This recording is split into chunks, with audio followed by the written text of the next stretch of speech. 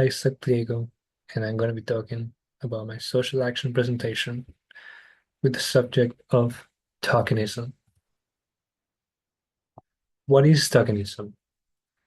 Tokenism is the practice of making a symbolic effort to include a minority group without genuine commitment or intention. Some examples of the workplace in this subject is hiring a member of the LGBTQ community and not hiring another member of the same group until the current one leaves, or purposely paying less salary to a disabled person, regardless of having the same competency as the other workers. Another one could be promoting or hiring someone purely based on their gender, cultural background, race, or association to a minority group.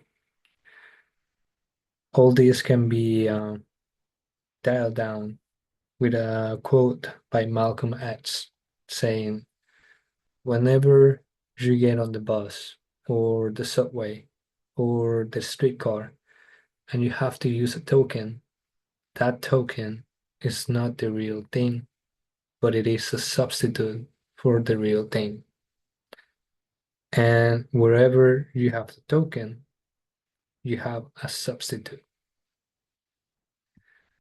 Looking at the history of tokenism, I went back to 1954 with the case of Brown versus the Board of Education. In this case, the Supreme Court decision was to declare state-sanctioned segregation in public schools as unconstitutional, eliminating the separate but equal doctrine of the case of Plessy versus Ferguson done in 1896.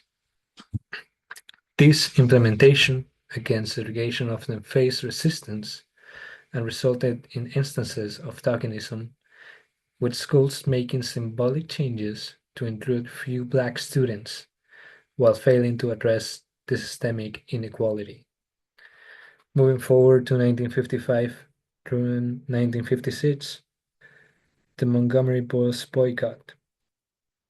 Rosa Parks' arrest after refusing to give up her seat of the bus to a white person developed into a boycott towards ending discriminatory practices in public buses of Montgomery, all this led by Martin Luther King Jr.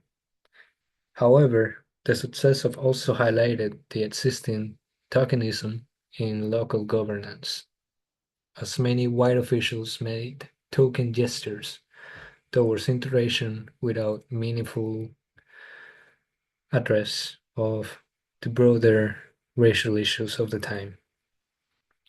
Moving forward to 1964, 1965, the Civil Rights Act and the Voting Rights Act.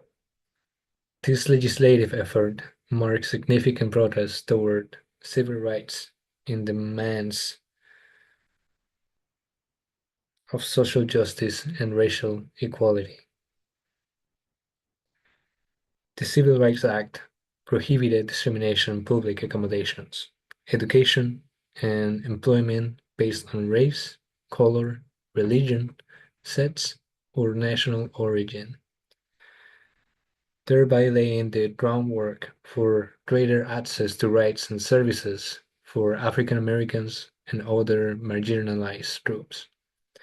The Voting Rights Act aimed to eliminate racial discrimination in voting, banning practices like literacy tests, and also requiring federal oversight in jurisdictions with history of voting discrimination, thus ensuring broader voter registration and participation among African Americans, particularly on the south of the country.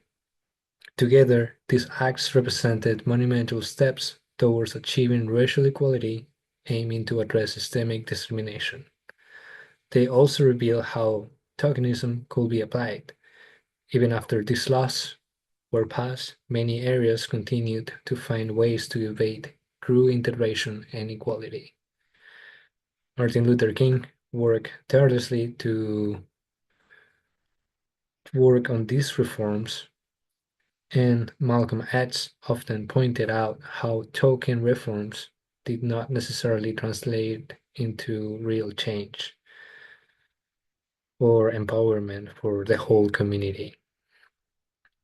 In 1977, Rosabeth Moss Kanter discussed the concept of tokenism in her influential book called Men and Women of the Corporation, referring to the practice of including a small number of underrepresented individuals in a group or organization, primarily to give the appearance of diversity and inclusivity, rather than to achieve genuine equality or create substantial change. Kanter's work highlighted how token individuals, often minorities or women, in predominantly male or homogeneous environments, could face unique challenges.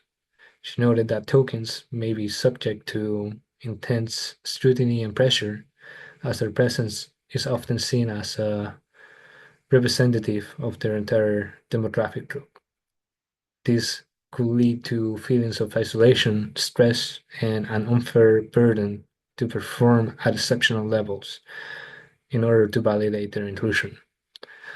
Her insights into tokenism have informed discussions about diversity in the workplace and remain relevant in contemporary conversations about equity and representations for organizations. With all this said, there were some impacts on corporations to meet the status quo of society regarding the inclusion and representation of minority groups, with the term tokenism becoming more widely used to critique superficial diversity efforts in society. This can be seen in media corporations that aim to make the most profit by basing themselves on the mind of the consumer and what they should expect. With the social movement against discrimination and a call for diverse integrity in the country, there were new actions and obligations to include minorities, especially on the media. However, a good portion of this can be considered tokenism, as shows and movies of the 20th and 21st century lack development of character for minority groups, rather giving it a stereotypical image to broadcast or that is poorly performed. As an example of this, I have the movie The Eternals by Marvel Universe, which was notable for the effort of having a diverse cast and including representations from various underrepresented groups. The problem with this is based on starting their advertisement, and this is styled down on this video. A lot of people are the diversity of such a diverse team. Diverse, different diversity. You're a woman of color as well. Representation. For so long, we've seen superheroes that have looked like a small percentage of the world different. We have a lot of representation. Diverse. Everybody looks different. Everybody sounds different. A lot of people are going to see themselves as superheroes for the first time. Diversity and the inclusion. Different way. Diverse. But it doesn't feel tokenistic.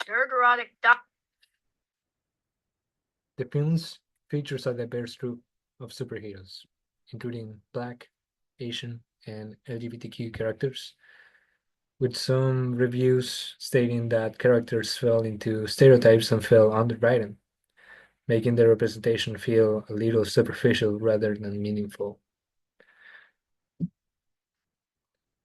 These characters coming off as just being there to fill diversity quotas rather than being complete individuals with their own perspectives and complexities, and also with some superhero backgrounds or contexts feeling rushed or incomplete. All of this diluted the impact of their representation in the movie, as it felt like a rush or incomplete story. This caused the movie to be one of Marvel's worst rated movies, as the public emphasized that they wanted diverse characters rather than diverse characters. So what's the difference between tokenism and genuine diversity? This can be divided into three elements. First one being diversity, as this should be an ongoing and truthful pursuit, that being in the workplace, being in the media and TV shows, and also what we consume as individuals. Some examples of tokenism in this element could be a Mexican that is included into a group only for that group to proclaim themselves as inclusive, but doesn't want to include another member of the minority.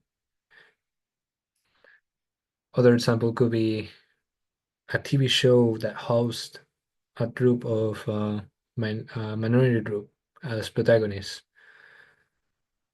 but it's the only episode of the whole series that has done that. The second part is equity, which means the equal access to resources and other things available to everyone involved. Things like a company hiring a disabled person, but they purposely make their salary lower than everybody else, could be tokenism in the workplace. Another example of the media could be the black character in horror movies, posting a black guy to be one of the main characters of the movie, but barely getting any lines and getting killed between the first 20 minutes of the film. The third element is inclusion, which means the practice of making all individuals, regardless of their background and characteristics, feel welcome, respected, and valued in an organization. Tokenism can be briefly described as diversity without inclusion. Some example, it could be people from minority groups that should feel important and valued as everyone else involved, treated as individual human beings and not as representatives of the group that they happen to be in. You happen to claim that one of your friends is a transgender person, but don't really talk to them or hang out with them as you would with your other friends. It's likely tokenism. On a side note, it is great to endorse and congratulate people for their development and accomplishments, but it should be done in a way that it is inclusive and respectful by recognizing their accomplishments and what they've done for who they really are, human beings. So what can we do? First step is to educate yourself and those around you. If I'm being honest with you, before doing this presentation and working on this project, I did not know what tokenism meant and the power that stands behind that term.